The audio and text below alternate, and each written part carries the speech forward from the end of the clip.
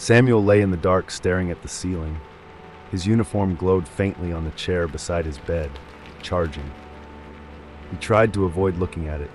He could hear his mother whispering her night prayers in the other room. The images of the day flitted through his mind distantly, as if he was seeing them from behind a glass screen. And yet, the wide look of horror and pain in the girl's face was quite vivid. Samuel had grabbed her as she was trying to escape, looped his hand in her lush, thick fall of hair, and jerked her head down, bashing it against the concrete curb.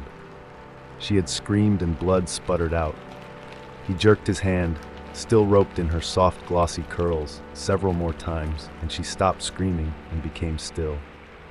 His fellow soldiers yelled for him, and he reluctantly withdrew his hand from her hair and joined them, following the swell of the crowd flowing through the embattled streets. He wanted to see her brains splatter all over the pavement. He knew this fierce desire was because of their new uniforms, issued to them days ago, as the rioting and protests reached higher levels of intensity than ever seen in the young republic. They had been told the uniform, which tapped wirelessly into the circuitry of their brains, would strengthen them.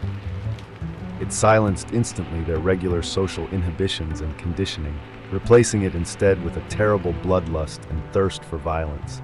They could now quell their compatriots and fellow citizens in the streets with no compunction. His mother tapped at his door. She could sense he was awake. "Dearest son," she whispered, "do you want anything?" The answer came to him unbidden. "To die, mother." But he didn't say anything. Why upset her?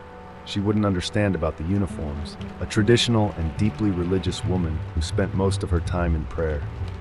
He didn't want to put the uniform on in the morning, but the instructions had been clear.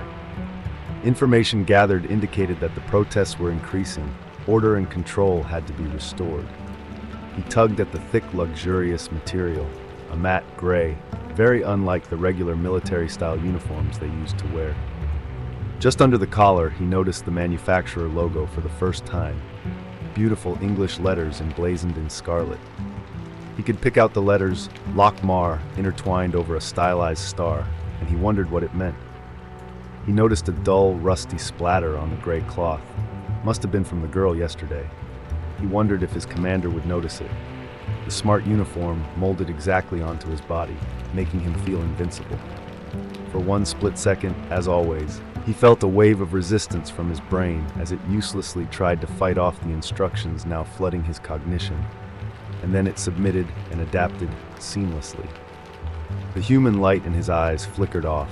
He walked stiffly out and towards his base, ready for the day ahead.